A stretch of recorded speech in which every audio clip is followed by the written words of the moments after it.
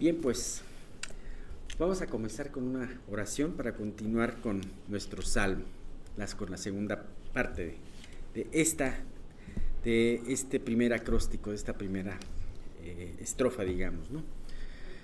Padre, estamos muy agradecidos porque estamos en tu presencia. Gracias, Señor, porque podemos venir delante de ti para poder aprender tu palabra y para poder, Señor, nutrirnos acerca de lo que dice tanto este salmo como el estudio de la santidad que dirá Miguel. Gracias, Dios, te quiero pedir que cada una de las palabras que digamos sean guiadas por ti. Estamos conscientes, Señor, que no somos nada, que no podemos enseñar por nosotros mismos si tú no abres nuestra boca y hablas y a través de ella dices lo que cada uno de nosotros necesitamos. Te quiero pedir, Señor, que puedan llegar los que están en camino, que pueda ser pronta su llegada, y los que por alguna razón el día de hoy no van a estar, Señor, que puedan escuchar el estudio más tarde. Te queremos pedir que esto sea para meditación en tu palabra todo el resto del día. Y todo te lo pedimos en el nombre de tu Hijo Jesús. Amén. Parece increíble cómo, y no estoy hablando del mundo secular, sino aún en el mundo cristiano, cómo se tiene un menosprecio a la palabra de Dios y cómo cada persona le gusta pensar lo que quiere pensar, ¿no? Muchas veces nosotros podemos razonar y pensar y hacernos una imagen propia de quién es Dios, sin definitivamente tener en cuenta la palabra de Dios. Ajá. Y la otra vez escuché el comentario de una persona ahí en Facebook que hablaba diciendo, es que yo no estoy había un reportaje cristiano y esta persona decía que hablaba especialmente de las actividades, de lo que pasa este mes y pues cómo esto realmente es una abominación, ¿no? Y esta persona decía, yo no creo en ese Cristo cruel, y decía muchas cosas, ¿no? Dice, hablando de que estás juzgando muy feo y todo eso, ¿no? Dice, más bien yo quiero creer en un Cristo muy dadivoso, muy bonachón, casi, ¿no? Y me impresiona porque es muy fácil creer en lo que queremos creer y tener cierto temor de no decir es que yo estoy en contra de lo que dice la palabra o en contra de la vida de Jesús, pero sin embargo sí estás en contra porque al ignorar lo que Él dice, lo que Dios dice en su palabra, realmente estás en contra de la palabra. Y previendo Dios, pues todo este menosprecio que el hombre tiene por su palabra, me llama mucho la atención que Él haya inspirado el capítulo más grande y el salmo más grande que existe en la Biblia, para hablar precisamente de las excelencias de la palabra de Dios. Y que no solamente es este capítulo, este salmo el que habla de eso, sino que realmente toda la palabra habla de eso. El mismo Jesús dice, el que me ama, mi palabra guardará. Y bueno, pues es algo para meditar y para ver también en nuestra vida. Hay mucha gente que puede menospreciar la palabra de Dios, y yo preguntaré cómo estamos nosotros, qué tanta importancia le damos a la palabra de Dios o qué tanta importancia le damos a nuestros propios pensamientos, ¿no? Nuestros pensamientos son nuestros, pero nuestra vida debe de estar nutrida por esa palabra de Dios, de tal manera de que nuestros pensamientos concuerden con la palabra de Dios. Estaba con esa unidad de medida que hablábamos la otra vez. ¿Se acuerdan que estábamos hablando de esa oficina de pesos y medidas en París, ¿no?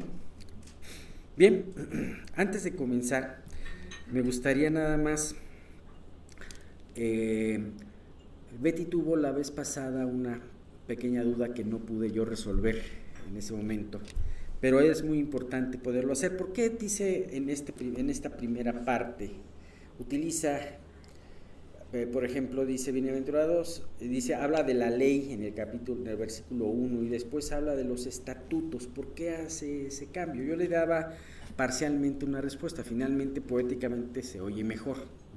¿Cuántas veces en una redacción no quieres poner la misma palabra seguida porque si no se oye muy repetitivo, ¿no?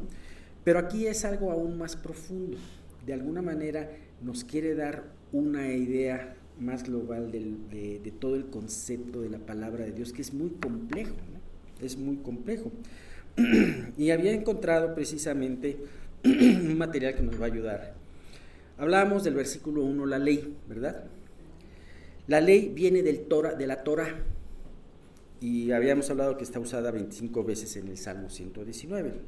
Lo voy a leer textualmente lo que dice. Dice, el verbo padre de Torah significa enseñar o dirigir. Por lo tanto, viniendo de Dios significa tanto ley como revelación. Es la revelación por la boca de Dios que nos está destinada a dirigir, a enseñar. Dios dio una ley para que el hombre no hiciera lo que quisiera, y especialmente su pueblo no hiciera lo que quisiera, sino para que fuera definitivamente, era una orden de Dios, una ley. Dice, esta ley o revelación, esta palabra Torah puede utilizarse tanto como un solo mandamiento como un grupo de mandamientos. Tan es así que los 5 libros que inician la Biblia se conoce como la Torah. Ajá. Bueno, sí, queda claro. Entonces, viene de un verbo padre que significa enseñar o dirigir, y significa ley especialmente, ¿no? Que es como está inscrito. Y la otra era estatutos. ¿Qué diferencia tiene ley entre estatutos? Los estatutos son escritos. Ajá, es una diferencia. Dice, te lo leo tal cual. Estatutos viene de la palabra hebrea ukim y es utilizado 21 veces. Y este sustantivo se deriva del verbo, fíjate qué importante, grabar o inscribir.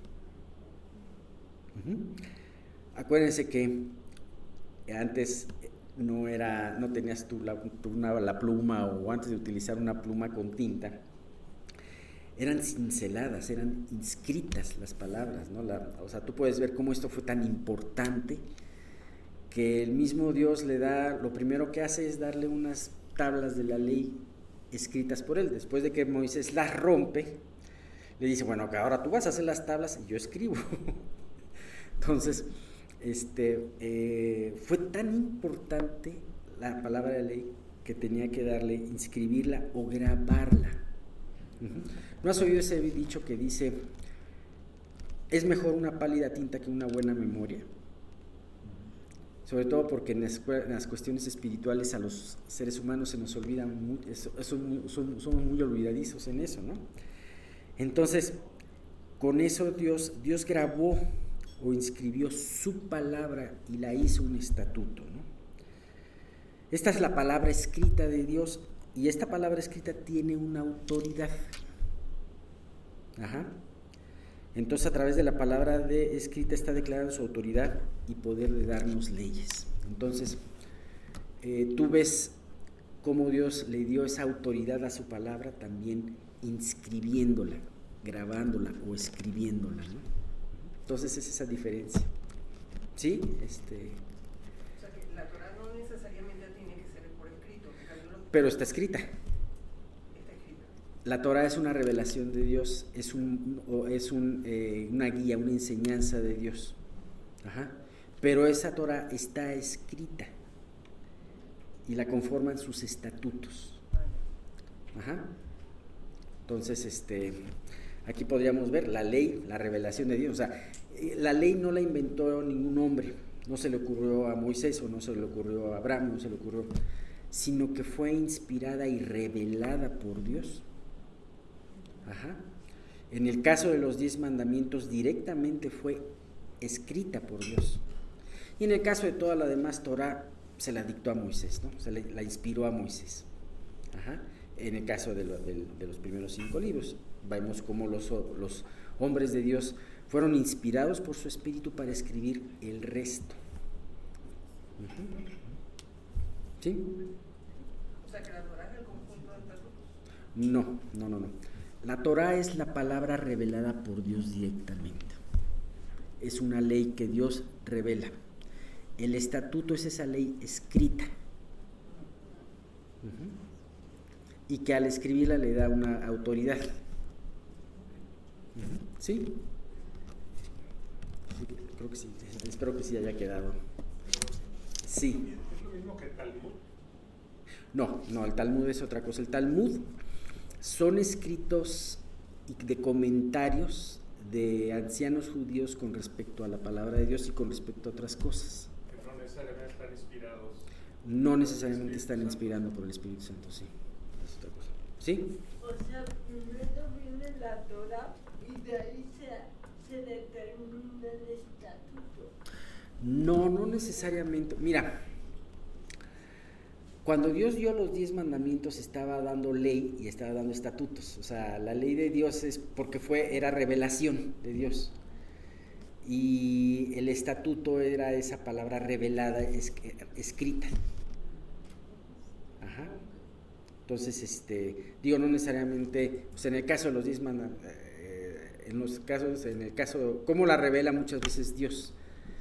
Su ley, la revelaba a través de lo que decía Moisés. Pero también Moisés escribió esa ley, lo que inspiró Dios a Moisés a escribir esa ley. Y pues podemos ver que todo eso son los estatutos, ¿no? Es como, se imagina un poquito como cuando se determina una ley aquí en México y después se publica en el diario oficial, ¿no? Y eso también, el publicarla en el diario oficial le está dando una vigencia y le está dando una autoridad, ¿no? ¿Sí? Bueno, ok, pues vamos a continuar y me llama mucho la atención, no es muy largo lo que vamos a ver, pero me llama mucho la atención. Habíamos visto y he empezado a ver este salmo comentando un ideal de la palabra, ¿no? Los primeros 4 versículos que decía: bienaventurados los perfectos de camino, los que andan en la ley de Jehová, bienaventurados los que guardan su testimonio y con todo el corazón le buscan, pues no hacen iniquidad los que andan en sus caminos. Tú encargaste que sean muy guardados tus mandamientos. Entonces, en todo eso encontramos un ideal de la palabra. Es un camino perfecto, si caminas por él eres perfecto, si los guardas no cometes iniquidad. Dios desea que los guardes con todo tu corazón y que además que sean muy guardados, que sean guardadas sobre toda cosa guardada. Ajá. Y dices, pero caray, pero esto se tiene que bajar a tierra. ¿Realmente es algo tan perfecto como lo ven? Y para esto el salmista nos da esa luz con respecto a que, si bien es lo que dice la palabra, sin embargo, no podemos pretender el haberlo alcanzado, porque ni siquiera el mismo salmista lo ha alcanzado, lo alcanza en este salmo, ¿no? Y fíjate lo que dicen las siguientes partes. Dice: ojalá fuesen ordenados mis caminos para guardar tus estatutos. Ojalá. Entonces no sería yo avergonzado cuando atendiese a todos tus mandamientos. Te alabaré con rectitud de corazón cuando aprendiere tus justos juicios. Tus estatutos guardaré, no me dejes enteramente. En un principio parecía que él afirmaba tener un perfecto camino, o decía de los varones que tienen un perfecto camino siguiendo la palabra de Dios. Pero ahora dice: yo no estoy haciendo, anhelo hacerlo. Bueno, sí lo está haciendo, pero no lo está haciendo en su plenitud. Anhelo hacerlo, ¿no? Entonces, me llama mucho la atención porque estos primeros 4 versículos: bienaventurados los que están en perfecto camino, bienaventurados los que guardan sus mandamientos, siguen sus mandamientos con todo el corazón, los guardan. Todo esto es como aquel se imagina como una encrucijada de caminos, en donde esos 4 versículos conforman el pórtico o la entrada de un camino de esos, de varios que hay, en donde en ese camino, en ese pórtico dice, a lo mejor, bienvenidos al camino de la perfección.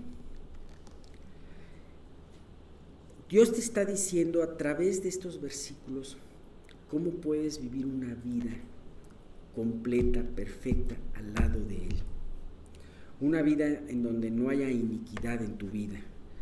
Una vida en donde Dios, de alguna manera pudieras tener todo ese camino, esa perfección de camino, ¿no? Sin embargo, es como si encontráramos esa encrucijada de caminos en donde te dice, Dios te muestra ese camino de perfección. No quiere decir que hayas entrado, pero te muestra ese camino de perfección. Y ese camino de perfección, a lo mejor comparado con otros caminos, lo ves como un camino el menos atractivo.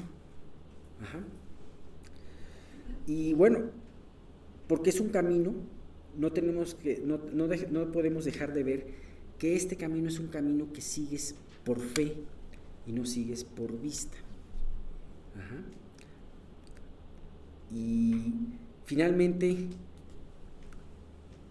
entramos a ese camino, y en ese camino lo caminas y te vas a dando cuenta que este camino a veces es difícil, a veces es sinuoso, a veces es estrecho, y te das cuenta que entre más caminas pareciera como que el lugar a donde quieres llegar queda más lejos. Nosotros estamos en ese camino. Si tú quieres agradar a Dios, tú quieres seguir tus mandamientos, tú quieres meditar en todo esto, tienes tu corazón para Dios, sin embargo te das cuenta en el día y día todo el batallar que tienes. Y te das cuenta que el salmista, a través de esto que dice, todavía no ha llegado, sino que a lo mejor está más adelantado, pero todavía no ha llegado, y esto no lo desalienta, sino que lo anima a seguir caminando por este camino.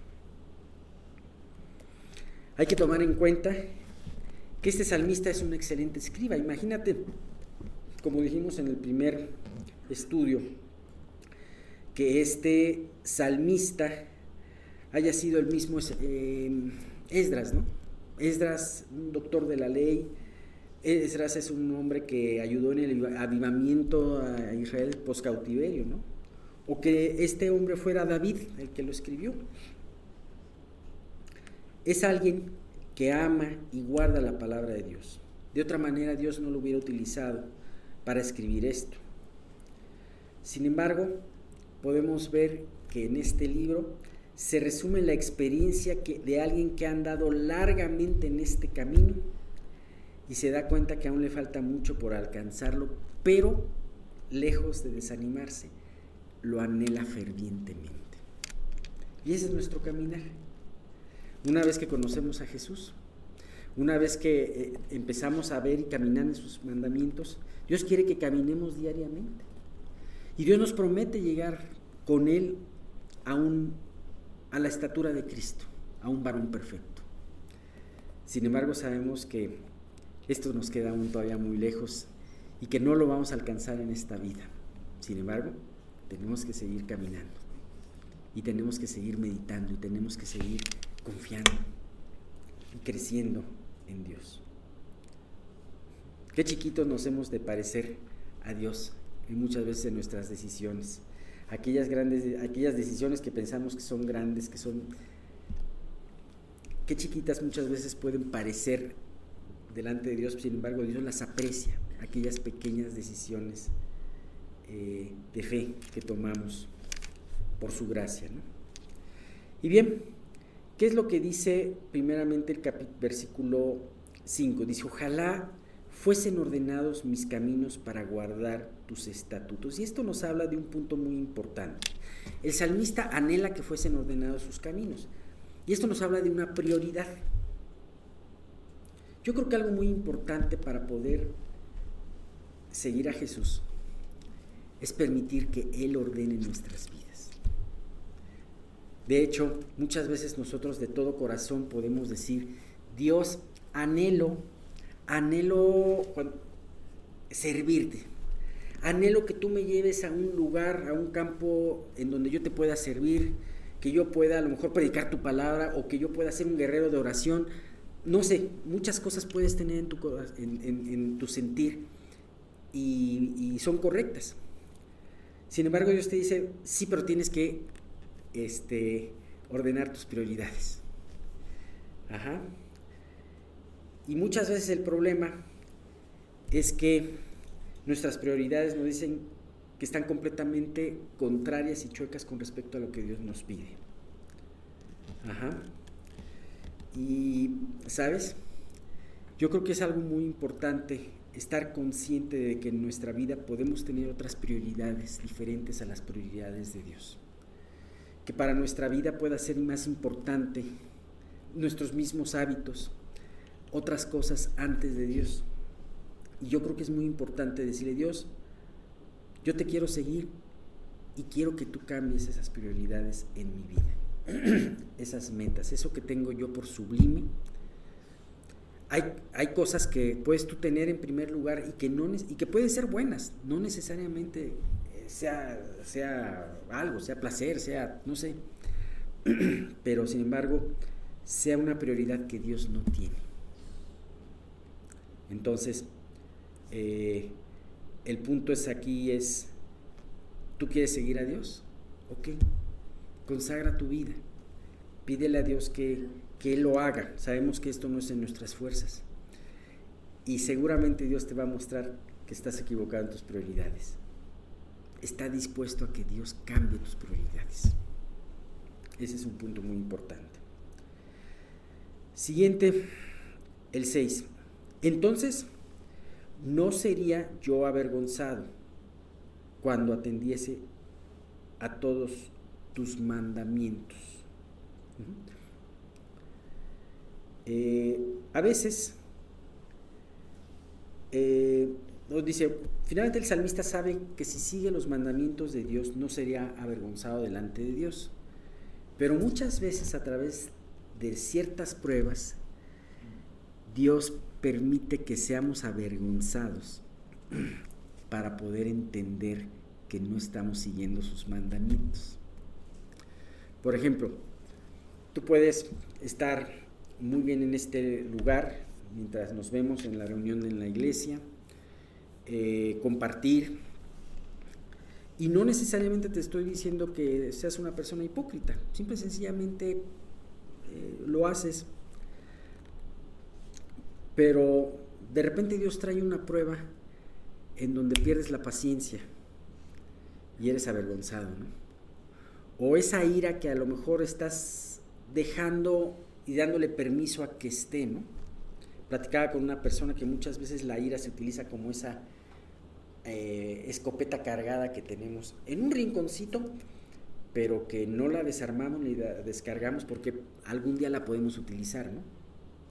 Entonces ahí la tienes, no permites que Dios arregle esa partecita de ira, esa ira, y la tienes tú, y entonces esa escopeta la tomas y la disparas en el momento menos oportuno, ¿no? Había una persona un creyente hace tiempo, espero que haya sido creyente, pero en una ocasión iba caminando por la calle y resulta que lo intercepta una persona para pedirle algo, él de buena fe se lo da, pero no se da cuenta que está siendo filmado en un programa de cámara escondida.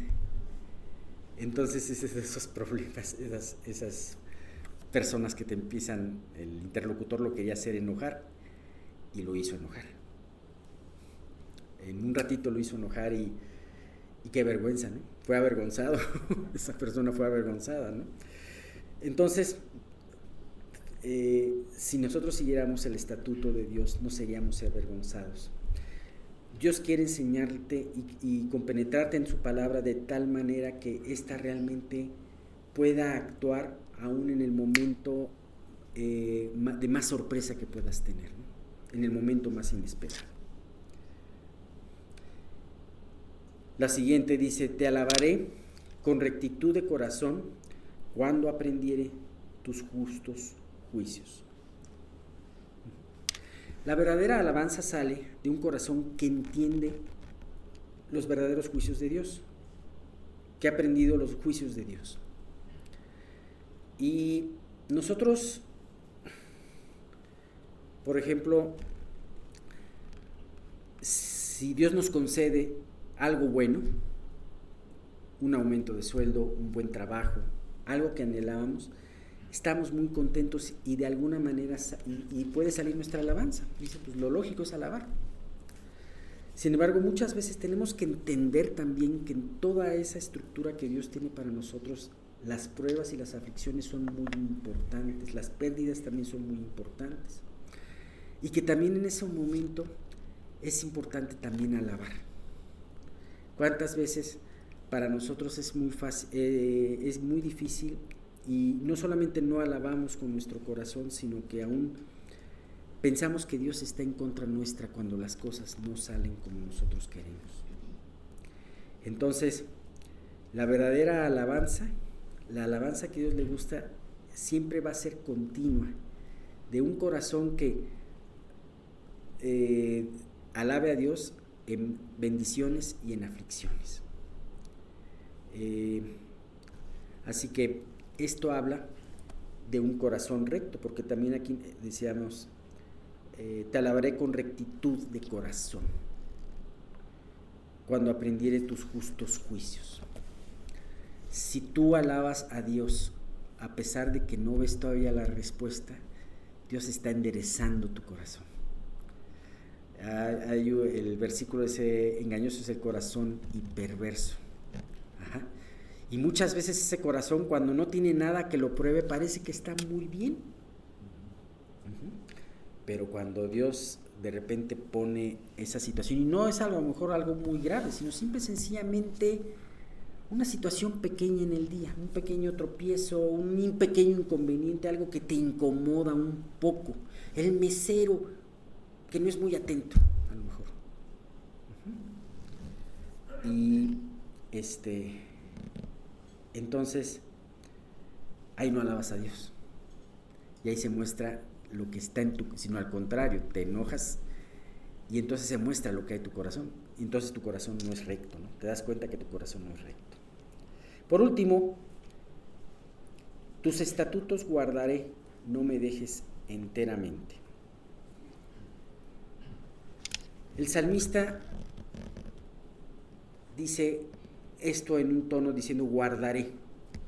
Y no es un verbo en donde él diga, bueno, ahorita no los estoy guardando, pero en un futuro te prometo que lo guardaré. Cuando ya me jubile, los guardaré, ¿no? Hay muchas personas que dicen, me gustaría adentrarme más en esas cosas espirituales, pero espérame, ya que me jubile lo voy a hacer. Bueno, cuando se jubile, pues nunca lo va a hacer, ¿no? Pero aquí el salmista lo está diciendo como algo que está haciendo continuamente. Lo estoy guardando, pero también en un futuro quiero guardarlos, los guardaré. Y él no lo hace como una determinación en donde él confíe enteramente en su capacidad, porque yo tengo muy buena fuerza de voluntad, voy a guardar en un futuro los mandamientos de Dios. Si tú dices eso, pues yo te aconsejaría que lo reconsideraras, porque no podemos hacer eso en nuestras fuerzas. Es bueno tener una resolución, una definición de tu corazón, pero ninguna de estas definiciones ni resoluciones las puedes tomar si no estás con Dios. Por eso el salmista dice, no me dejes enteramente. Porque el salmista sabe que si Dios siempre lo acompaña en estas resoluciones, va a tener la fortaleza de Dios para guardar los estatutos y no dejar a Dios enteramente. Esto se llama el querer hacer la voluntad de Dios y el temer que sin Dios no puede hacerla. Ajá. Y bien, pues es importante, sabe que Dios se aparta sabe que él es capaz de apartarse también. Y sabe que Dios se aparta de aquel que se aparta de él. Así que entiende su necesidad y responsabilidad de seguir aprovechando el hecho de que Dios sigue estando cercano, ese tiempo de gracia. Bien, pues vamos a terminar aquí con esta primera parte de 8 versículos y vamos a terminar con 2 versículos que hablando de esta responsabilidad que tenemos nosotros de querer definir nuestro corazón para seguir sus estatutos, pero también sabiendo que solamente Él estando cercano podemos hacerlo. Dice, buscad a Jehová mientras puede ser hallado, llamadle en tanto está cercano, deje el impío su camino y el hombre inicuo sus pensamientos, y vuélvase Jehová, el cual tendrá de él misericordia, y al Dios nuestro, el cual será amplio en perdonar. No depende solamente de nosotros, sino de esa gracia que es extendida para con nosotros. Así que ese ejemplo de que dice la persona, ya después cuando tenga tiempo me voy a ocupar de esas cosas, no se hace porque no depende de él, sino depende del llamado de Dios. Y Santiago 4:8, acercaos a Dios y Él se acercará a vosotros. Pecadores, limpiad las manos, y vosotros los de doble ánimo, purificad vuestros corazones. Hemos estado hablando aquí acerca de los corazones. Hablamos de un corazón recto, y un corazón recto es aquel corazón que ha sido purificado. Un corazón de doble ánimo no es un corazón recto. Bien, pues hasta aquí nos quedamos. Bien, pues aquí estamos, ante la presencia del Señor. Me gustaría compartirles algunos fragmentos de Salmos que son muy importantes para que tomemos conciencia de quién es Dios y que realmente lo pongamos en nuestro corazón. Qué bella es tu morada, oh Señor de los ejércitos celestiales. Anhelo y hasta desfallezco de deseo por entrar en los atrios del Señor, con todo mi ser, mi cuerpo y mi alma. Gritaré con alegría al Dios viviente. Nosotros nos encontramos en un mundo, podríamos llamarle muy ruidoso, lleno de conceptos, lleno de ideas, y a veces nos es difícil buscar esos momentos de paz y de tranquilidad, los cuales solo podemos encontrar en la presencia del Señor. Una iglesia, entendiendo el recinto donde se reúnen varios creyentes en su nombre, sabemos el pasaje que dice, donde estén 2 o más congregados en tu nombre, ahí está en medio de ellos. Y quienes somos salvos tenemos el Espíritu Santo, pero Dios se manifiesta de una manera muy especial. Entonces, el congregarnos, en un sentido, debe alejarnos de ese bullicio de tantas cosas que traemos en la mente para poder meditar y orar con tranquilidad. A veces Dios nos mete en pruebas y estas pruebas nos sacan de todo ese ajetreo, así que puede ser una enfermedad o puede ser algún otro tipo de cosas, para que podamos, digamos, calmarnos y poder ver. Hay una película, nunca la vi, pero me llamaba mucho el título. Decía, en un día claro se ve hasta siempre. Y esa es una realidad, que cuando nosotros estamos en paz, nuestra visión se aumenta, nuestra visión de las cosas, la paz que Dios nos da, la paz que nos da su palabra, nos puede hacer recapacitar en cosas que nosotros traemos. De alguna manera todos traemos cargas, y estas cargas en un sentido van repercutiendo contra nuestro cuerpo, contra nuestra salud, a menos que en nuestras cargas podamos aprender a reposar en el Señor. El Salmo 18:6 dice, pero en mi angustia clamé al Señor. Sí, oré a mi Dios para pedirle ayuda. Él me oyó desde su santuario y mi clamor llegó a sus oídos. Imagínense qué hermoso el poder saber que cuando tú tienes una relación con Dios y le pides por algo, Él te escucha. Recuerden que cuando estamos en Cristo, nosotros ya rompimos la barrera que nos impedía llegar a Él. Recuerden, Jesús decía, y sabemos que Dios no oye a los pecadores, pero si alguno es temeroso de Dios y hace su voluntad, a ese oye. Entonces, cuando tú te acercas a Dios y vas a exponer tus angustias, o quizá tu queja, o el no saber por qué pasan cosas en tu vida, y tú clamas a Dios, debes creer que Él te escucha. Y en el Salmo 73, 25, 26 y 28 dice: ¿a quién tengo en los cielos sino a ti? Te deseo más que cualquier cosa en la tierra. Puede fallarme la salud y debilitarse mi espíritu, pero Dios sigue siendo la fuerza de mi corazón. Él es mío para siempre. En cuanto a mí, bueno es estar cerca de Dios. Hice al Señor soberano mi refugio. Y a todos les contaré las maravillas que haces. A veces nosotros por estar, estas son la versión NTV, a veces nosotros por estar precisamente en la angustia, dejamos de ver a Dios y dejamos de ver que Él es soberano sobre todas las cosas. Pero cuando estamos en esa paz y quietud y en esa tranquilidad que Él nos da, es precisamente donde podemos ver sus maravillas. Y eso es lo que nos motiva a entregarnos.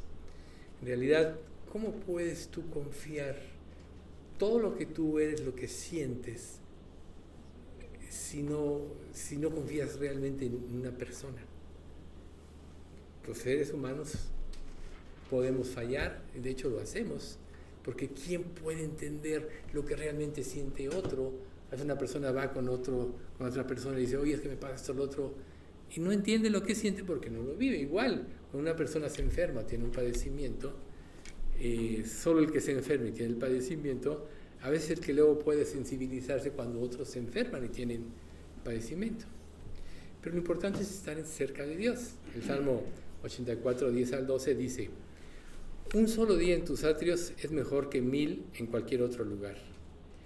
Prefiero ser un portero en la casa de mi Dios que vivir la buena vida en la casa de los perversos. Pues el Señor Dios es nuestro sol y nuestro escudo. Él nos da la gracia y la gloria. El Señor no negará ningún bien a quienes hacen lo correcto. Oh Señor de los ejércitos celestiales, qué alegría tienen los que confían en ti. A veces nosotros perdemos ese gozo de la salvación, ese sentimiento de felicidad que solo se puede generar precisamente por estar en comunión y en la presencia de Dios. Porque quitamos los ojos de Dios y nos concentramos en los problemas de nuestra vida o en las inquietudes que tenemos.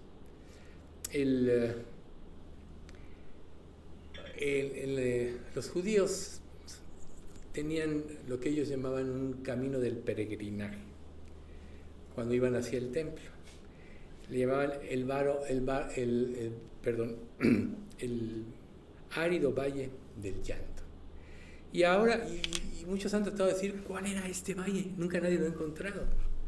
Pero curiosamente es que era una referencia simbólica que en los tiempos difíciles, y cuando lloramos, cuando vamos ante Dios, que no encontramos consuelo, las personas experimentaban antes de encontrarse con Dios. Recuerden que las pruebas, una de las primeras cosas que hacen es que quitan nuestro orgullo y nuestra suficiencia. Y es ahí donde Dios se vuelve más real en nuestras vidas. Todos vamos a pasar por pruebas en nuestra vida. Pero cuando ya podemos tener esa relación con Dios, podemos disfrutar de su presencia y vamos a ver las adversidades como una oportunidad para poder aprender, sobre todo, de la fidelidad de Dios. ¿Cómo vas a pensar que Dios es fidedigno a ti si no tienes oportunidad de confiar y de exponerle tu queja? Generalmente cuando nosotros tenemos problemas, naturalmente los tratamos de solucionar si está en nuestra mano. Pero cuando no podemos solucionarlos y vamos a Dios, es ahí precisamente cuando Dios nos fortalece nuestras debilidades y las pruebas nos convierten en personas fuertes, ¿sí? Israel pasó por muchas pruebas, falló muchas cosas, pero cuando ellos pasaban por este valle, siempre eran consolados.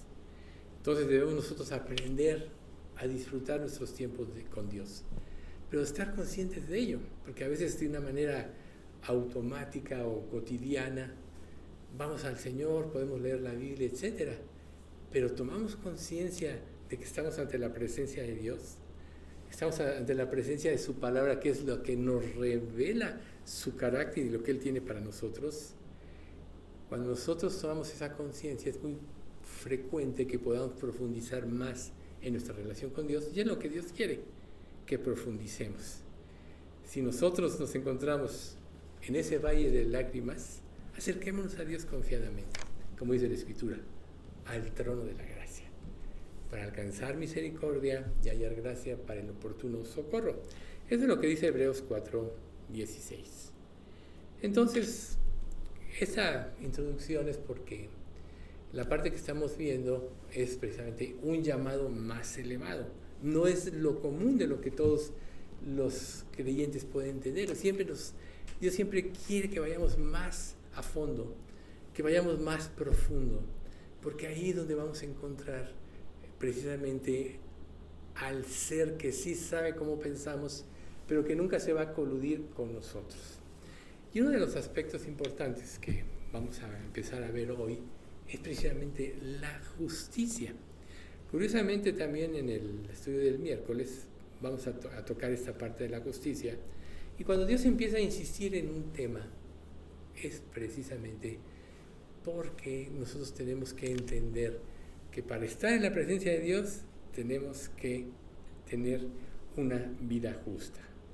El Salmo 97, 10 y 12 dice, 10 al 12 dice: ustedes, los que aman al Señor, odien el mal.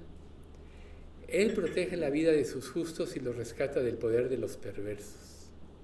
La luz brilla sobre los justos y la alegría sobre los de corazón recto. Que todos los justos se alegren en el Señor y alaben su santo nombre. Entonces, ¿cuál debe ser una de las prioridades en nuestra vida? Agradar al Señor. Pero ¿quién puede agradarlo si no tiene una vida justa, si tiene mala conciencia? Acaba de fallecer anoche una persona. La persona que nos vendió la casa donde estamos ahora es una creyente de mucho tiempo, con la cual yo tengo una relación de casi 30 años, de administrar varios inmuebles. Y constantemente hablábamos, ella recibía las enseñanzas, y ahora que se puso pues muy mal, fui a verla. Y pues bueno, ya estaba realmente muy, muy deteriorada. Pero lo que yo empecé a hacer es consolarla. Primero le dije que era muy importante que tuviera una limpia conciencia delante de Dios, que si tenía algún pecado, que era el momento de arreglar. Y ella me dijo que había estado confesando.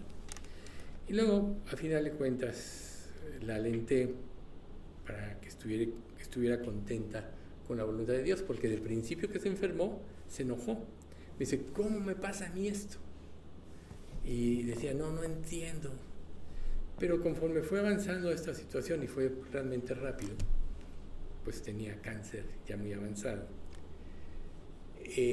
Ahora que yo la fui a ver, pues lo que hice fue precisamente alentarla a que estuviera cerca de Dios. Y al final de cuentas, oramos, y como le estaban administrando analgésicos, pues luego no me abría bien los ojos, pero cuando nos pusimos a orar, abrió los ojos muy grandes. Y bueno, oramos, y yo le dije que a veces nosotros no entendíamos cómo, porque era la voluntad de Dios, pero ella debería saber que la voluntad de Dios era perfecta, buena, agradable y perfecta para ella. Y bueno, ya ella prácticamente quedó en las manos de Dios, quedó conforme con lo que Dios quisiera. Y hoy me avisaron precisamente ahorita en la madrugada que se murió. Estando ahí en esa casa, como le estaban haciendo una terapia, cuando llegué pude hablar con su nieto, pude hablar con su nuera mientras ella estaba. Entonces nosotros vemos cómo Dios siempre cumple su propósito. A lo mejor ella no podía hablar con claridad con su familia, pero a veces Dios cumple cuando menos lo pensamos su propósito. ¿Por qué es importante que nosotros tengamos esta relación con Dios? Y sobre todo a lo largo de nuestras vidas. Porque mientras más estemos con Dios, más seguridad tendremos de que su voluntad es buena, es agradable y perfecta. Y más seguridad y más paz. Ahorita es el momento de sembrar en nuestros corazones precisamente esa relación íntima y estrecha para que Dios nos lleve a alinear nuestras vidas con la perspectiva de la vida que Él tiene. Ahora que Alex hablaba de la Torah y decía, bueno, los estatutos de Dios escritos, etcétera, están en el lineamiento claro. Una cosa que estaba yo pensando es que en realidad toda la instrucción que Dios nos da en su palabra, nos la da para que seamos felices, nos la da para que tengamos una vida de libertad. Y claro, a todos nos estorba el pecado. Si ya venimos a Cristo, pues tenemos que luchar porque Dios va purificando, limpiando nuestras vidas y nos va santificando. Pero algo muy importante es que nosotros tenemos que aprender a través de la revelación divina a amar lo que Él ama y a odiar lo que Él odia. Si realmente tú te has identificado con Él, debes odiar el pecado. Porque el pecado, todos hemos pecado y nosotros ya sabemos las consecuencias del pecado. Nos hacen sufrir, nos destruyen, nos afectan y afectan a las personas que más queremos. Entonces, si nosotros aprendemos a amar lo que Dios ama, entonces estaremos prácticamente en su perspectiva. Y si amamos al Señor, verdaderamente odiaremos el mal. Entonces aquí la pregunta es, ¿qué tanto odias el mal? ¿Qué tanto te seduce que todavía te das permisos, ¿no? Entonces, nosotros a veces hay personas que se molestan cuando hay abusos, cuando una persona abusa de otros y nos indignamos, etcétera. Pero en realidad nuestro deseo primordial debe ser llevar la vida que Él nos pide y prácticamente vivir para complacer a Dios. Si tú vives de esta manera, entonces te va a ser más fácil seguir los caminos de Dios. Si tú aprendes a odiar el mal, te empiezas a cuestionar, a ver, ¿por qué pienso así? ¿Por qué tengo estos sentimientos encontrados? ¿Por qué dudo? ¿Por qué no puedo relacionarme bien con esas personas? Es porque siempre hay factores que en nuestra vida internamente nos impiden, porque hay pecado, porque hay maldad, porque todavía hay egoísmo. Entonces, nosotros tenemos que aprender que no solo tenemos que rechazar los pecados inaceptables, y aquí es un punto muy importante, sino los pecados que la sociedad acepta. A veces, porque todo el mundo hace algo, uno piensa que no está mal, pues sí, todos lo hacen. Y es ahí precisamente donde podemos perder nuestra convicción de la vida cristiana. O sea, amar a Dios es amar su voluntad, es amar la vida que Él nos muestra en su palabra, y es rechazar cualquier forma que se salga de la voluntad de Dios. Entonces nosotros tenemos que aprender a amar los caminos de Dios y a odiar el mal en todas sus formas. Recuerden, se presenta sutilmente el mal siempre. ¿Ustedes creen que Eva estaba consciente de todo lo que iba a suceder? No, fue envuelta en palabras, fue envuelta en unas circunstancias que le impidieron ver con claridad y desobedeció. Claro, es lo que había en su corazón. Dios puso esa prueba para que se manifestara lo que había en su corazón y en el de Adán también. Pero cuando nosotros aprendemos a rechazar lo que Dios rechaza, entonces es cuando nosotros tenemos una oportunidad de profundizar en nuestra relación con Dios. Por lo que si amamos los mandamientos de Dios y los cumplimos, entonces seremos justos. Ahora, ¿quién puede cumplir la ley? Nadie. Pero en Cristo, recuerden que el cumplimiento de la ley es el amor. No es lo mismo que te obliguen a cumplir algo, te digan a que tú por amor hagas algo. Entonces, el ser justo lleva implícita la gratitud que tú tengas, implícito, la gratitud que tú tengas de lo que Cristo hizo por ti en la cruz, y por esa gratitud tú sigas el camino que Él te está mostrando. Por tanto, la meta de nuestro crecimiento cristiano debe ser alcanzar la justicia. Sabemos que Cristo es justo, nosotros somos justificados en Él, pero no debe de quedar ahí en que ya nos justificó y ya, sino tenemos que aprender a vivir la vida justa. Entonces, a veces el falso cristianismo de la actualidad ha venido a minimizar muchos términos del cristianismo porque no los aceptan, ¿no? Muchos niegan que hay infierno. Obviamente estamos hablando de un falso cristianismo, pero casi nadie habla de la justicia. Si ustedes ven, casi nadie habla de la justicia. Pero precisamente Dios pone esta palabra, y recuerden, uno de sus atributos es que Él es justo, y por su justicia fue que dio a su Hijo, Jesucristo, pagó por nuestros pecados para que quedara satisfecha su justicia. Por lo que nosotros podemos aprender a vivir esa vida justa que Él nos pide si aprendemos a ver como Él ve, anhelamos agradarle en todo lo que hacemos, y está eso en nuestra mente. Es muy importante que la palabra de Dios esté morando en nuestra mente. Por eso es tan importante cuando uno lee, meditar en lo que lee, memorizar, y que la palabra de Dios esté aquí. ¿Por qué? Porque la misma palabra nos va a guardar de pecar, la misma palabra nos va a llevar a vivir una vida justa, la misma palabra nos va a librar de una tentación, porque vamos a acordarnos de las consecuencias como las de David, por ejemplo, con el pecado de Betsabé. Entonces, en el cristianismo actual se han minimizado ese tipo de cosas porque las mismas personas que las predican no las creen. Esa es la realidad. Pero nosotros tenemos que tomar conciencia de que si Él es justo, nosotros tenemos que vivir la vida justa. Si no, por eso dice, sed santos porque yo soy santo. Eso Dios lo pone, sed santos porque yo soy santo. ¿Y cómo voy a poder ser santo? Bueno, sabemos que Dios nos santificó en el momento que nos convertimos a Cristo, pero llevar una vida santa es llevar una vida como la que vivió Jesús. Por tanto, es importante seguir las pisadas de Jesús, porque automáticamente estaremos nosotros llevando una vida santa. Por ejemplo, en nuestra iglesia, nos pueden preguntar muchas cosas, así como, por ejemplo, ¿cómo puede una persona ser justa, ¿no? Y una persona puede contestarle de acuerdo a su criterio, de acuerdo a la moral que tiene, pero en realidad llevar una vida justa implica una moralidad y también llevar una vida piadosa.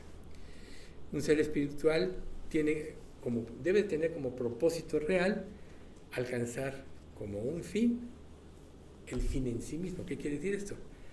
Si mi fin es la meta, entonces voy a procurar encuadrar mi vida con este fin. Ahora, no es difícil si nosotros tenemos la palabra de Dios morando en nuestro corazón, porque la misma palabra nos va a guiar. Yo recuerdo que cuando Julio nos empezó a discipular, él empezó a decir muchas cosas. Para entonces nosotros ya llevábamos como 2 años leyendo la Biblia, no habíamos encontrado una iglesia, oramos para que Dios nos llevara a la iglesia que Él quería que fuéramos, pero cuando nos empezó a dar el discipulado, Él daba principios y yo decía, o sea, la misma palabra dentro de mí me decía, tú la cumples, tú haces esto, así como también me confrontaba, tú no haces esto, tú no haces aquello. Ese es precisamente el proceso de purificación y de santificación. Cuando nosotros estamos viviendo de acuerdo a lo que Dios dice, tu conciencia te aprueba. Usando parcialmente el pasaje de Romanos 2:15, dice, mostrando la obra de la ley, escrita en vuestros corazones, dando testimonio vuestra conciencia y acusándonos o defendiéndonos nuestros razonamientos, el día en que Dios juzgará por Jesucristo los secretos de los hombres. Ahí está. Tu conciencia avivada por el Espíritu Santo, es la que siempre te va a guiar, y si la llenas de la palabra de Dios, te va a guiar correctamente. Entonces, Dios nos llama a ser santos, escrito está, sed santos porque yo soy santo. Y nos da las prioridades en la vida cristiana. Buscad primeramente el reino de Dios y su justicia, y todo lo demás vendrá por añadidura. Lo usamos frecuentemente, este pasaje de Mateo 6:33. Buscad primeramente. A veces nosotros pensamos que estamos muy ocupados y estamos cargados de trabajo y dejamos a Dios para el último de los términos, para los tiempos donde ya estamos desocupados. Pero en realidad, recuerden ustedes, cuando se busca el reino de Dios, primeramente Dios ordena tu mente y tus pensamientos. Te vuelves una persona más efectiva y más eficiente. Lo que sin Cristo podrías tardarte mucho tiempo en hacer, en Cristo podrías hacerlo muy rápido, porque Dios ordenó tu mente y tus pensamientos. Por eso es tan importante que Dios esté presente en nuestras vidas, y automáticamente eso nos va a llevar a vivir la vida justa, que debe ser nuestra meta prioritaria. Entonces, ¿cómo podemos saber que estamos progresando en ser santos? Bueno, hay preguntas que la misma palabra nos da, y le voy a decir este pasaje de Mateo 7, de 16 al 20, que dice: por sus frutos los conoceréis. ¿Acaso se recogen uvas de los espinos o higos de los abrojos? Así también vosotros. Así también todo árbol da buen fruto, pero árbol malo da frutos malos. No puede el buen árbol dar frutos malos, ni el árbol bueno dar frutos malos. Así que todo árbol que no da fruto es cortado y echado en el fuego. Así que por sus frutos los conoceréis. Tan solo analizar tu vida y ver en el entorno de tu vida cuáles son los frutos de tu vida, te da la idea de lo que tú realmente eres. Si tu vida está llena de conflictos, está llena de resentimientos, está llena de inconformidad, algo anda mal. Porque Dios a cada uno de nosotros lo tiene en el lugar que quiere tenerlo. Porque ahí es donde Él va a trabajar en nuestra vida. Entonces, ¿qué pasa si tú no confías en Dios? Siempre te vas a estar quejando, vas a dudar de Dios. Entonces, ¿cómo le vas a confiar tu vida a alguien del cual dudas? ¿Cómo le vas a confiar tu vida a alguien que realmente no conoces? Por eso es tan importante conocer a Dios a través de su palabra. Y bueno, tenemos el Espíritu Santo que está trabajando en nosotros. Recuerden, la tercera persona de la Trinidad, o la segunda, el Espíritu Santo, Él va a trabajar en nuestra vida porque Él nos va a revelar las verdades de la palabra, porque Él es el que la inspiró. Él es el que nos va a hacer entender las cosas de Dios. Él es el que va a transmitir de parte nuestra hacia Dios las cosas como deben de transmitirse a Dios, para que Él escuche nuestras oraciones. Pero nosotros no vamos a poder comprender, por eso tenemos que confiar.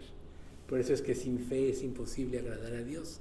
La fe siempre implica confianza en que Dios va a hacer lo correcto en nuestras vidas. La falta de fe es lo que nos lleva a la duda y lo que nos hace dudar de Dios. ¿Cómo puede ser justo, cómo puede ser santo si dudas de Dios? Por tanto, el llamado del Espíritu para trabajar en nosotros es siempre ayudarnos a llevar la vida santa. ¿A quién de nosotros no ha redarguido el Espíritu? Si tú eres salvo y ya tienes el Espíritu, seguramente te ha redarguido cuando cometes un pecado o lo vas a cometer. Es como una voz interna que te dice: hey, aquí no, o pierdes la paz. A lo mejor tú dices: no, es que yo no escucho una voz. Bueno, pierdes la paz, pierdes la seguridad, pero en realidad sí hay una voz interna, ¿sí? Entonces mis oídos oirán a mis espaldas palabra que diga: ese es el camino, andad por él, y no echéis a la mano derecha ni tampoco torzáis a la mano izquierda. Ese es el Espíritu Santo, cuando nosotros ya estamos en la correcta relación con Dios, y Él es el que nos va a ayudar a llegar a la santidad. Dios nos dio al Espíritu Santo, y el Señor Jesús lo llamó el Consolador. Dice: os conviene que yo me vaya, porque entonces yo les voy a enviar al Consolador, y Él os recordará todo lo que yo os he dicho. Entonces, oye, pero ¿cómo los apóstoles pudieron acordarse de tantos detalles y estar tan coordinados en las vivencias? Bueno, por el Espíritu Santo. Cada evangelio narra aspectos diferentes de Jesús. Y fue el Espíritu Santo el que conjugó todo ese conocimiento para que nosotros tuviéramos una vida clara de lo que es el cristianismo. Por lo que, si verdaderamente queremos ser santos, no nada más tenemos que anhelar la justicia, sino tener hambre de la justicia. El Sermón del Monte dice: bienaventurados los que tienen hambre y sed de justicia, porque ellos serán saciados. ¿Ven ustedes? Ahí está. Hambre y sed. Yo quiero ser como Jesús. Yo quiero vivir en los caminos de Dios. Voy a concentrar mi vida más que nada en esto, porque yo sé que a partir de todo esto depende el resto de mi vida y mi relación con los demás. Ahí es donde surge también el testimonio. Pero ¿qué pasa si tú siempre haces lo que quieres, no confías en Dios y a tus decisiones les das un matiz de espiritualidad? Dices, voy a orar por esto, pero realmente en tu mente ya determinaste qué vas a hacer. Eso no es depender de Dios. Es ahí donde tenemos que tener cuidado en nuestra vida, porque buscar la justicia de Dios es buscar su voluntad. Jesús mismo dijo: no puedo yo hacer nada por mí mismo, según oigo así juzgo, y mi juicio es verdadero. Y aquí está lo importante: porque no busco mi voluntad, sino la del que me envió, la del Padre. Y luego dice: yo y el Padre uno somos. ¿Y acaso Dios no nos hizo uno con Él al darnos Espíritu Santo? Si dudan de esto o no tienen el concepto claro, después lean la oración de Jesús de Juan capítulo 17. Donde yo estoy, quiero que también tú estés. Que sean uno, Padre, te pido como tú y yo somos uno, etc. Entonces esa oración es muy completa de lo que Jesús pidió y de lo que Él quiere para nosotros. Entonces tenemos que tener hambre y sed de justicia, y el Espíritu Santo nos va a ayudar. Recuerden, en nuestras debilidades Él nos ayuda. Por eso Pablo decía: si de algo me he de gloriar es de mis debilidades, porque entonces dependo del poder de Dios, y cuando soy débil, entonces soy fuerte. Él es el Espíritu Santo que nos va a dar la fuerza, el que nos va a dar el ánimo. Pero si tú vives sin tener esto en mente, entonces se va a manifestar lo que dice en Gálatas 5:19 al 21, que son las obras de la carne. Y manifiestas son las obras de la carne, que son adulterio, fornicación, inmundicia, lascivia, idolatría, hechicerías, enemistades, pleitos, celos, iras, contiendas, disensiones, herejías, envidias, homicidios, borracheras, orgías y cosas semejantes a esta, acerca de las cuales os amonesto, como ya os lo he dicho antes, que los que practican tales cosas no heredarán el reino de Dios. Entonces tú tienes que ver, a la luz de un pasaje como este, qué puede haber de esto que se narra aquí, de las obras de la carne, qué puede haber en tu vida. Y la parte que concluye es: los que practican tales cosas no heredarán el reino de Dios. Entonces a lo mejor puedes hallarte que pensabas que eras creyente y no lo eres, porque realmente no entregaste tu vida a Dios, porque tu mente solo va a cambiar cuando tú te conviertes. Entonces Pablo precisamente hace énfasis o eco de estas advertencias para que una persona tome conciencia de cuál es su posición y no vaya a perder el reino de Dios. O sea, si tú le buscas sinceramente, tienes que abrir tu mente a lo que Dios te diga. Tienes que estar dispuesto a obedecer lo que Dios te muestre. Si tú vas a Dios con condicionamientos, entonces no te vas a convertir nunca. Porque si Dios no cumple lo que tú estás condicionando, lo que tú deseas, te vas a decepcionar de Dios. Recuerdo una persona que decía: no, mira, sigue a Dios y Dios te va a bendecir, te va a ayudar en eso, en otro y en aquello. Y obviamente esta persona ni era salva, ni es salva todavía, y cuando Dios no le complació, se decepcionó de Dios.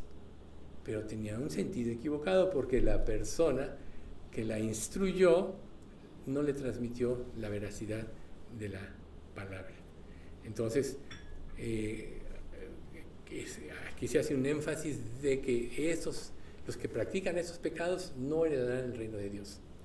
Por eso es que tenemos que examinar nuestra vida, saber cómo está a la luz de lo que Dios revela. Nosotros todos tendemos siempre a justificar lo que hacemos. Es una tendencia humana. Lo primero que hacemos es justificar. ¿Pero justificar te hace justo ante Dios? No. Estás aplicando tu propia justicia, que no es la justicia de Dios. Entonces, no vas a ser justo ante Dios. Pero cuando tú hablas con Dios de acuerdo a la voluntad revelada, entonces tomas conciencia de tu pecado y viene el arrepentimiento y automáticamente viene la justicia de Dios y el cambio de mente y el cambio de actuación. Entonces, nosotros todos pecamos, aún como creyentes. Recuerden lo que estábamos viendo: justo y pecador al mismo tiempo, lo que estábamos viendo el miércoles. Justo y pecador, yo soy justo y soy pecador, eso decía Lutero. Y si es cierto, los creyentes vemos que estamos pecando. Pero ¿cuál es la diferencia entre un creyente y un incrédulo? Que el creyente está limpiando su vida constantemente, de acuerdo a las cosas en las que se equivoca, de acuerdo a los pecados que él comete. Entonces, aquí Pablo principalmente está hablando de un estilo de vida. Tú puedes tener un pensamiento inadecuado, pero lo concientizas y dices: Dios, perdóname, yo no debo de pensar así. Eso no es un estilo de vida. Quien lo practica habitualmente es el que tiene un estilo de vida. Entonces, hay pecados extremos y hay pecados que son del corazón. Jesús también enfatizó esto en el Sermón del Monte, ¿no? El que mira a una mujer para codiciarla ya adulteró con ella en su corazón, por ejemplo, ¿no? O sea, si tú odias, entonces es como si hubieras matado. Y hay grados de pecado. El hecho consumado, pues bueno, es peor que nada más esté en tu mente, pero en tu mente ya violaste la ley. Pero ¿qué pasa cuando Dios va formando en ti la mente de Cristo? Todo ese tipo de cosas se empiezan a disipar. Al principio de la vida cristiana las tenemos en la mente y luchamos contra ellas, pero conforme tu mente va siendo parecida a la de Cristo y empiezas a ver como Él, entonces naturalmente ya rechazas ese tipo de cosas. Entonces, hay grados de pecado, sí, te lo dice 1 Juan 5, 16 y 17. Si alguno viera a su hermano cometer pecado que no sea de muerte, pedirá y Dios le dará vida. Esto es para los que cometen pecado que no sea de muerte. Hay pecado de muerte, por el cual yo no digo que se pida. Toda injusticia es pecado, pero hay pecado no de muerte. Entonces aquí vemos que hay grados de pecados. Entonces, a veces los creyentes pasan este tipo de cosas, no las concientizan como deberían de hacerlo. ¿Por qué? Podemos tender a pensar que ningún pecado es tan grave o hay pecados mucho más graves que otros. Pero cuando vemos las enseñanzas de Jesús a través del Sermón del Monte, entonces estamos conscientes que todo pecado se origina en el corazón. Como dice Santiago 2:10, porque cualquiera que guardare toda la ley pero ofendiera en un punto se hace culpable de todos. Por eso es que eres o estás o no estás. No hay términos medios. Si estás en Cristo, el Espíritu Santo te ayudará a desenmascarar cualquier tipo de pecado en tu vida para que lo arregles desde tu mente. Te va a ayudar que te nutras de la palabra de Dios, que es tu alimento espiritual, y ese alimento te va a hacer crecer fuerte y sano como creyente. Entonces, no debemos de confundirnos. O sea, sí hay grados de pecado, sí hay, en el infierno va a haber grados de tormento eterno, claro que sí, pero lo más importante es que nosotros aprendamos a detectar el pecado y no lo justifiquemos. ¿Para qué? Para que podamos arreglarlo. Dice en 1 de Pedro 1, del 3 al 9.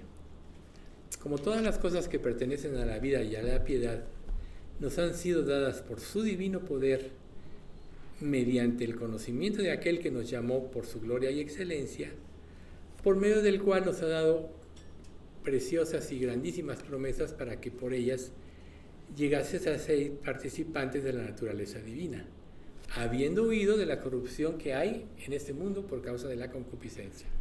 Punto importante. Dios nos hace partícipes de su naturaleza divina al darnos su Espíritu Santo. Y eso nos lleva a huir de la corrupción, porque empezamos a pensar como piensa Dios. Luego, vosotros también, poniendo toda diligencia en esto, añadid a vuestra fe virtud, a la virtud conocimiento, al conocimiento dominio propio, al dominio propio paciencia, a la paciencia piedad, a la piedad afecto fraternal y al afecto fraternal amor. Porque si esas cosas están en vosotros y abundan, no os dejarán estar ociosos ni sin fruto en cuanto al conocimiento de nuestro Señor Jesucristo, pero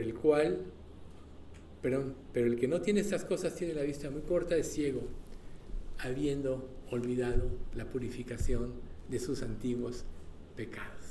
Entonces ahí está. Tú vienes de una vida, de una inercia de pecado y de maldad. Vienes a Cristo y Dios te equipa con el Espíritu Santo, te cambia la mente, te cambia el corazón.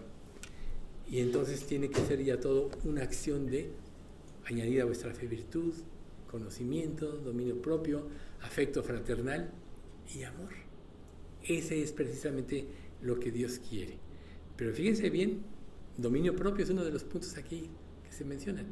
¿Cómo voy a tener dominio propio si no estoy consciente de la gravedad del pecado? ¿Cómo voy a tener dominio propio si no soy consciente de lo que es la justicia de Dios? Obviamente la ley tiene una aplicación mucho más amplia de lo que los fariseos pensaban. Ellos, por ejemplo, decían, si yo no cometo adulterio, no peco. Pero sí pensaban y se hacían, ¿no? Por ejemplo, quienes condenaron al Señor Jesús, ellos han dicho, nosotros no lo matamos, lo mató Pilatos, ¿no?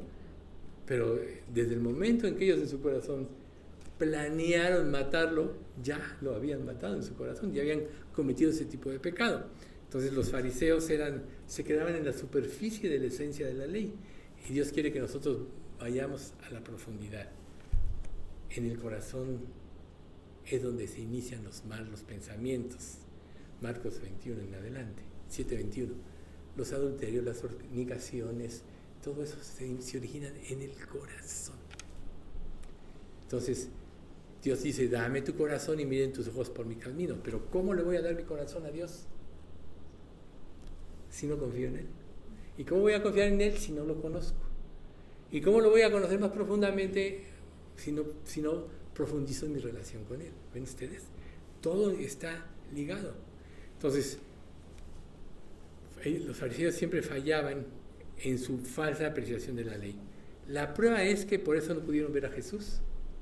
Pocos, Nicodemo, ¿sí? José de Arimatea, que fue el que lo enterró, y uno que otro, se salvaron, pero la mayoría no quisieron. O sea, en lugar de abrir su corazón a Dios, lo cerraron porque no les gustó cómo era Dios. ¿Qué tanto te gusta a ti lo que Dios te revela? ¿O qué tanto te gusta a ti cuando Dios te enfrenta y hace que descubra, que tú veas lo que hay dentro de ti? ¿Te enojas contra Dios o te quebrantas y te arrepientes? ¿Sí? Entonces, por ejemplo, el odio. El odio es pecado, pero también es pecado contra la vida de otra persona, la que odias. ¿Sí? Tú estás pecando contra ella. Y puede ser que digas, bueno, es que yo no le estoy haciendo nada, solo la odio. Pero ¿no acaso cambia? ¿No acaso estás cambiando tu actitud a esa persona? ¿No acaso estás transmitiendo a otros eso? Una vez,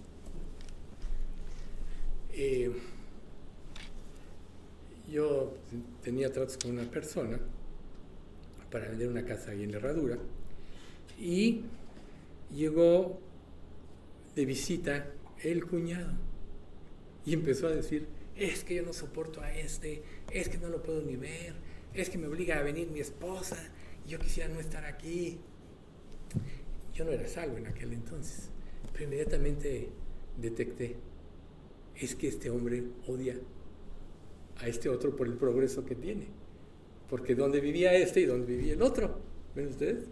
Entonces, pero no se quedó él con eso, sino que afectaba a todos y hasta desconocidos, porque ¿por qué me tenía que decir a mí? ¿Yo quién era?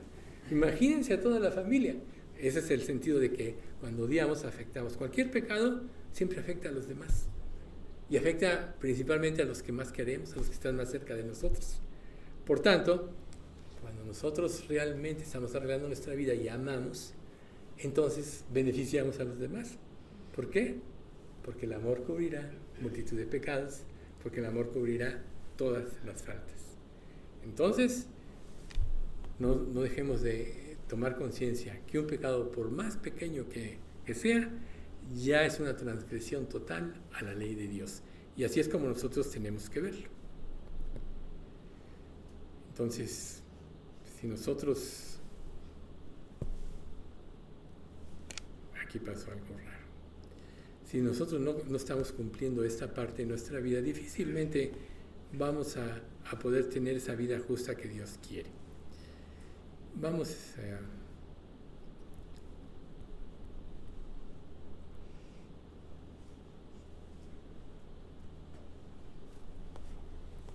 dejarle aquí.